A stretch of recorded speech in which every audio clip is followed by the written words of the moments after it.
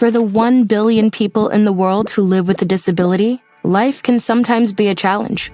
But when Judy Heumann, a disabled teacher from New York, decided she had had enough discrimination, she helped spearhead a new law that changed United States society forever. In 1949, when she was just 18 months old, Heumann contracted polio, an often deadly disease that left her using a wheelchair for the rest of her life.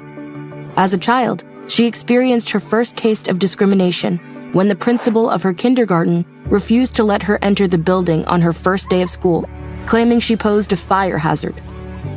Her mother fought for her right to education, and she was eventually enrolled in a public high school, where Heumann was often bullied by her classmates.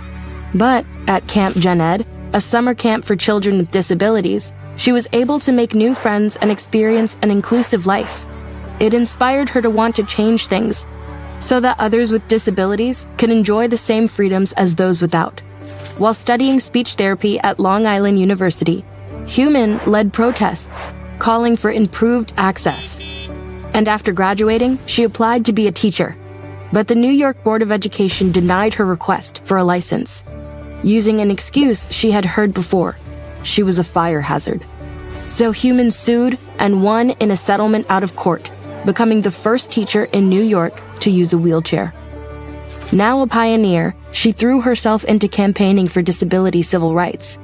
In 1972, when President Richard Nixon blocked a new law designed to protect those with disabilities, Heumann organized protests across the country, bringing the streets of New York City to a standstill as dozens of disabled protesters rallied against Nixon's veto.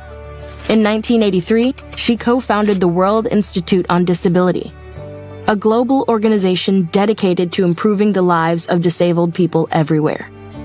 But it was the Americans with Disabilities Act which made discrimination based on disability illegal in the U.S.